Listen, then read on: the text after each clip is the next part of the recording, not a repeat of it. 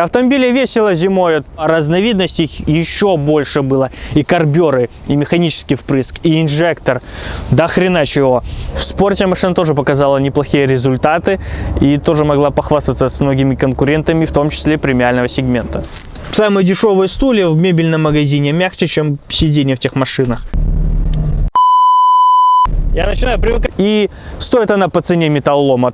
Здравствуйте! Сегодня у нас очень интересный, редкий, дешевый, старый автомобиль. Он уже давно ушел в историю. В далеком 94 году пришел в историю в 82-м. И часто про многие машины слышишь: самая дешевая, это уже не с рынка, дешевле уже некуда. Все. Вот это самый низ рынка. Автомобиль был куплен совсем недавно за $500. Как братья 2 довезет до Сан-Франциско и обратно. А она, может, и реально до Сан-Франциско довезет. Хрен его знает, не проверяли. Вот. И машина уже, в принципе, по сути таковой, интереса никакого не представляет. Старый автомобиль. Но благодаря своей...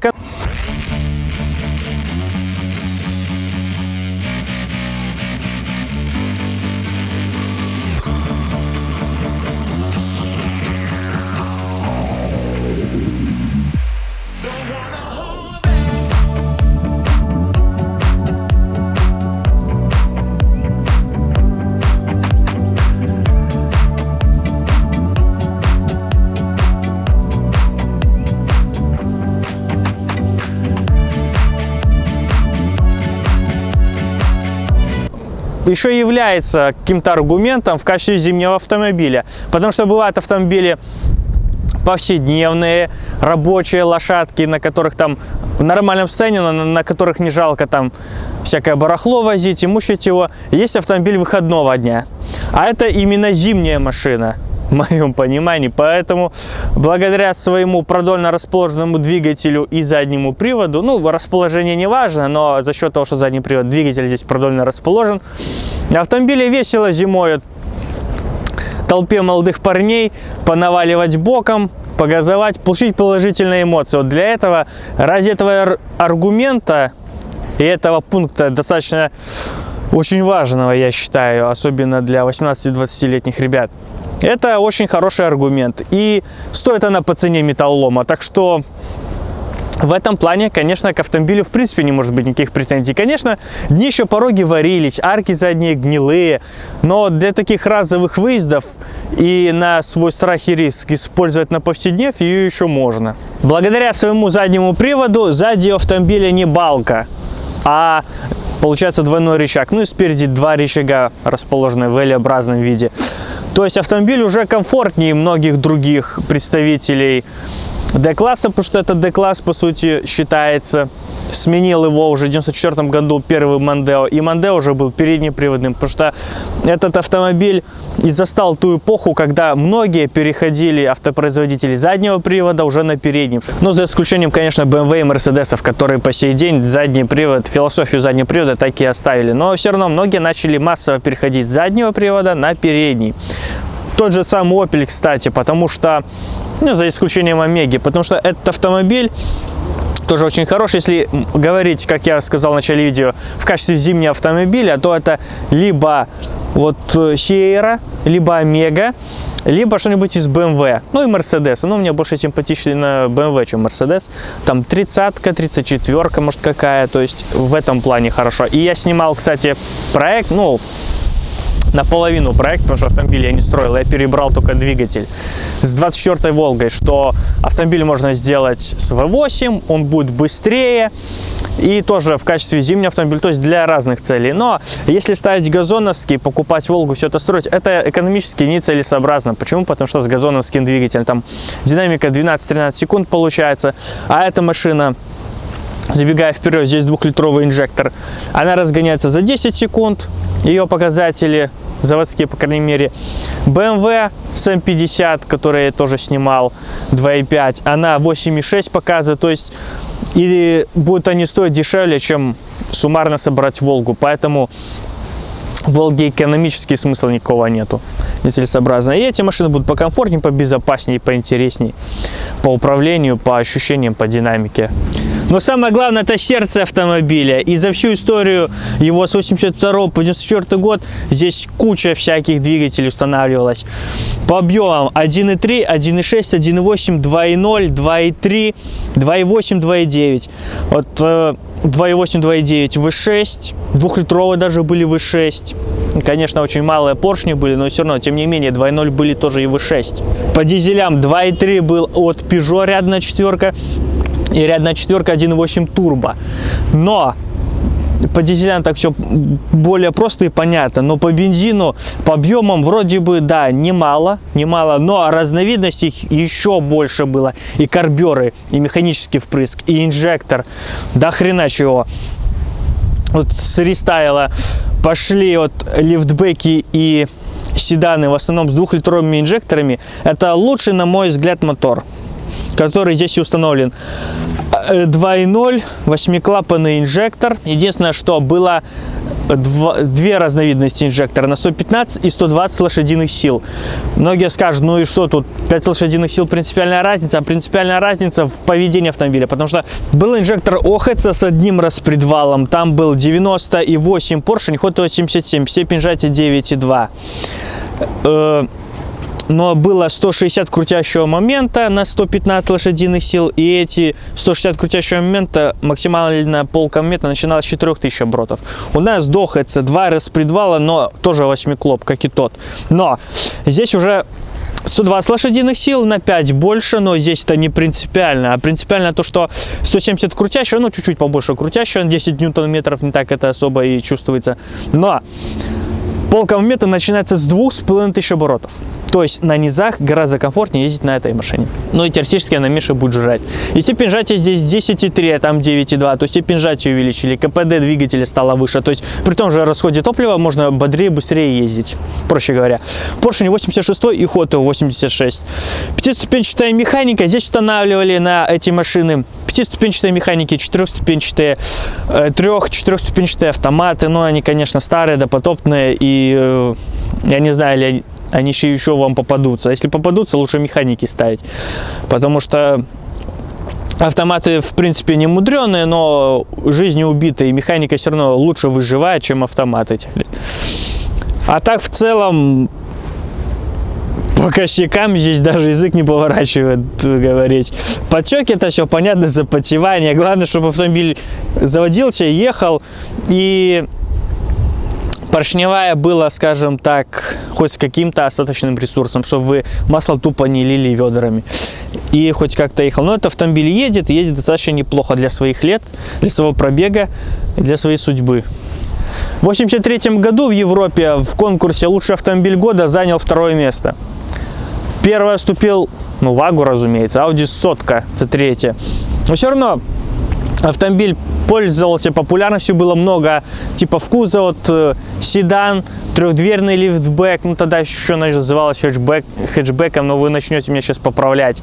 Так что седан, трехдверный лифтбэк, пятидверный лифтбэк, универсал, потом уже и пикапы вышли, уже с рестайлом. В 1987 году уже вышел рестайл, и машина внешне очень хорошо преобразилась. Автомобили с 82, ну, дорестовые, проще говоря, смотрелись, ну да, привет из 70-х, это понятно, они тогда и были разработаны. Уже продольные фары, уже машина гораздо красивее стала выглядеть. Немного форму боковых стекол изменили, более плавные формы там. Самое главное, ключевые моменты, это в автомобиле стали устанавливать, во-первых, инжекторные двигатели. Уже с рестайлом пришли. Во-вторых, кондей и АБС уже стали доступны в автомобиле в 1987 году. Это достаточно неплохо, потому что мало кто мог в то время этим похвастаться. Плюс еще лабаш с подогревом, омыватель, очиститель фар. Такие полезные плюшки. Второй рестайл. В 1988 году, кстати, вышел уже пикап. Двухдверные, но они были не такие массовые, но в целом всего автомобилей произвели с 82 по 94 год 2 700 000 экземпляров. И это тоже достаточно серьезная цифра, мало кто может таким объемом похвастаться. В 90-м году вышел уже второй рестайл. Первое, поворотники уже прозрачные, не оранжевые, фары, задние фонари изменились от нашей машины 90-го года, вот как раз рестайл ее коснулся. Самое главное, что инжекторные двигатели стали уже доступны в базе. В 1987 году в рестайле они вышли, но не поголовно везде они были. Они были доступны, конечно, в определенных комплектациях.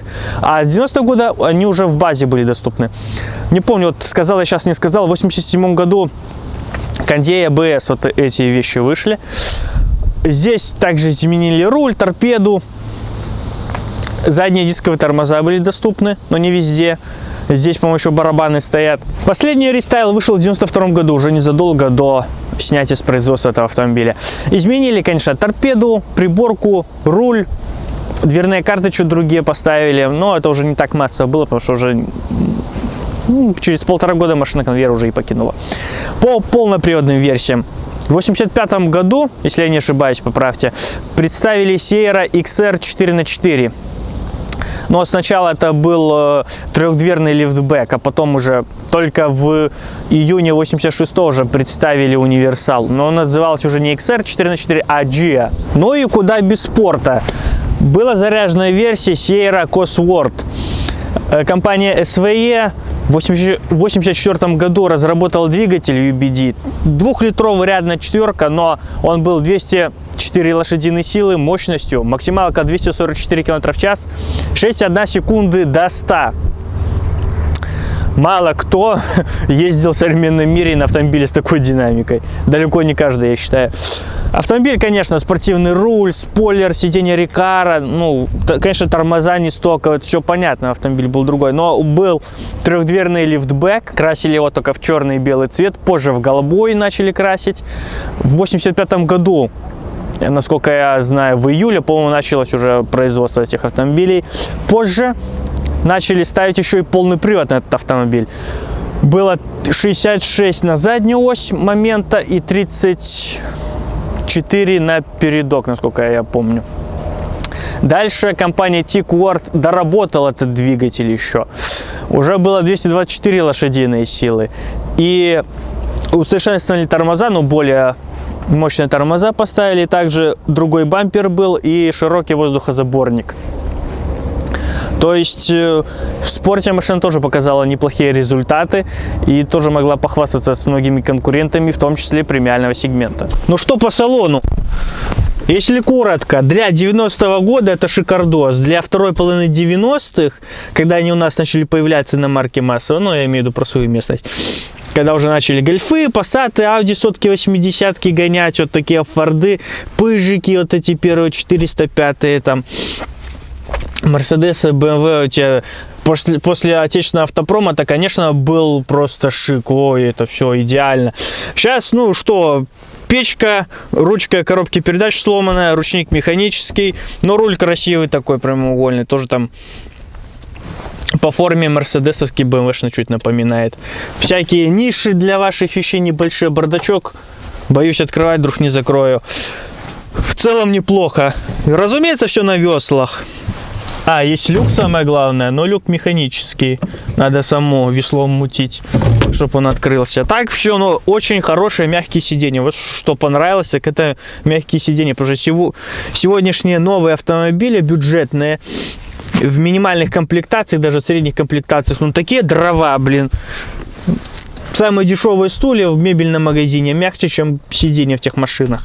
Задний диван очень мягкий, создает такой эффект батута, то что будете немного подпрыгивать. Из-за того, что люк, крыша здесь уже ниже, и она прогнулась уже со временем. Так что головой в потолок она, скорее всего, ударится. Но проблема не в этом. Проблема уговорить и получить согласие на лекцию в этой машине.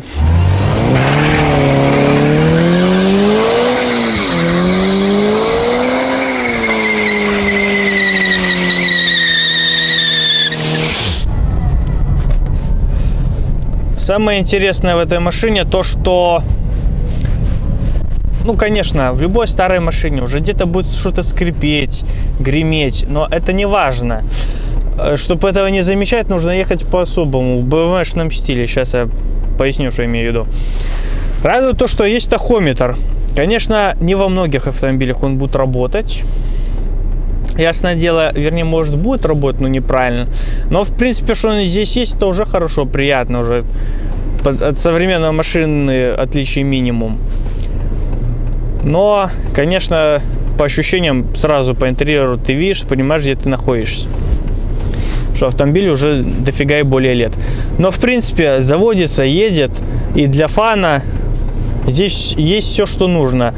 Не самый дохлый двигатель, задний привод и механическая коробка. Вот и все, что нужно для хорошего выходного дня. Кстати, сегодня у нас и выходной день как раз.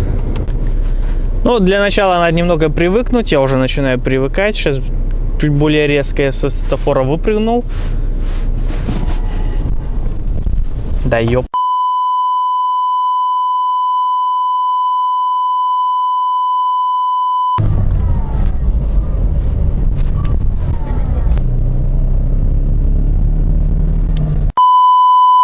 Я начинаю привыкать к этой кулисе, во вторую, третью я попал. 3000 оборотов на тахометре, 80. Поменять кулису — это такая веселая машина. Вот сотню она взяла хорошо, 100-110. И, кстати, смеха ради, но на пятой 115 км в час еще 3000 оборотов нету. У многих автомобилей сейчас уже современных на пятой передаче 3000 ровно сотка, здесь больше, то есть максималка и самое главное экономия топлива здесь будет, ну, КПД у двигателя выше, потому что уже при 3000 уже жрать будет немало. Конечно, необходим сход-развал автомобиля, за $500 все косяки как рукой снимает. Когда вам что-то не нравится, кулиса, там, тормоза, машину может ведет в сторону, сход-развала нету. Вспоминаете, сколько она стоила, и все. И все вопросы у вас просто отпадают. Ну, конечно, благодаря тому, что здесь сзади не балка все же, а двойной рычаг, то и в управлении, вот все равно на ваге, когда в этот поворот на кольце заходишь, уже немного рулем машину уже тянет в сторону, уже, ну, все равно машина не ложится. Так вот, к примеру, как B6, который справа едет, сзади много рычажка, машина ложится в повороты, траекторию точно повторяй, как ее завалишь, так она и заходит. А с балкой такой трюк не прокатит. О, попал.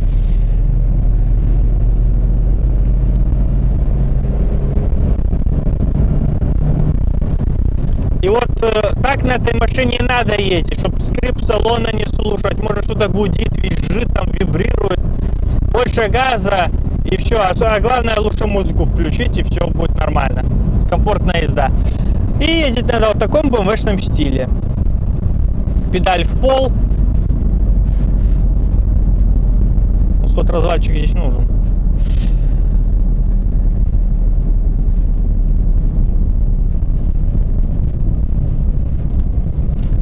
У нас плюс ударил снег, весь растаял, то на этой машине хорошо боком выехать на какую стоянку и просто снег немного повыметать по сторонам. Это будет, конечно, весело и красиво. И для этого эта машина и нужна.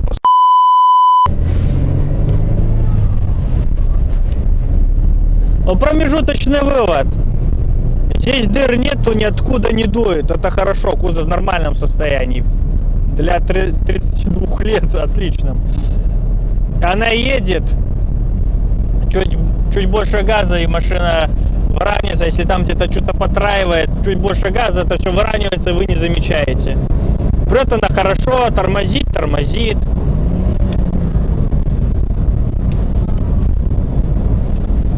Но ездить на ней так весело.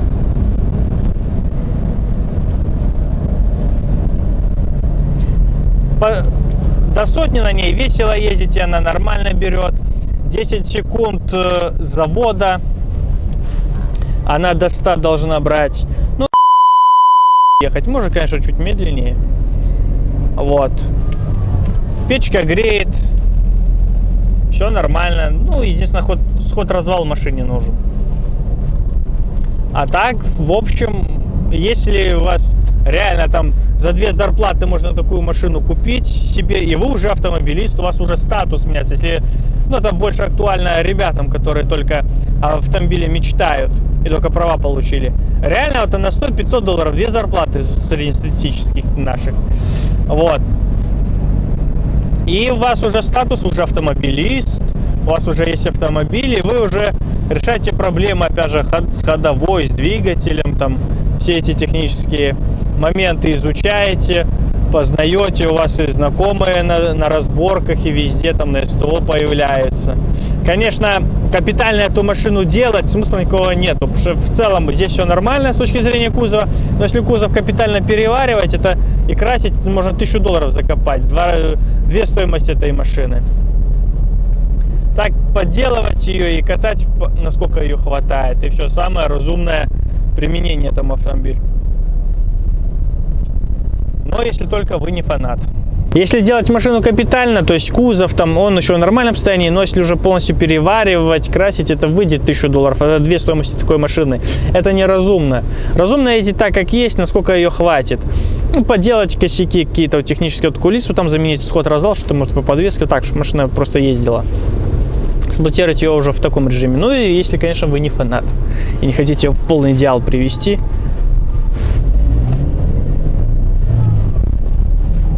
Ну, конечно, вот так вот подерзить на ней, это весело.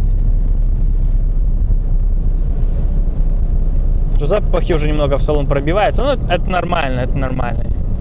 Докапываться к этому, это несправедливо за такую цену.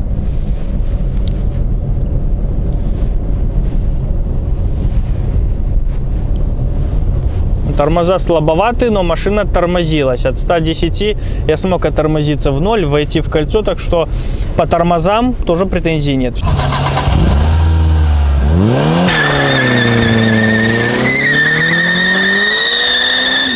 Ну вот и все на этом. Машина прикольная, веселая, и многие недостатки в связи с ее возрастом прощаются. Она должна не разваливаться, она переварена, она не развалится. Двигатель здесь хороший, классный, поэтому и цена ее плюс еще. Так что здесь, в принципе, вообще не может быть никаких претензий.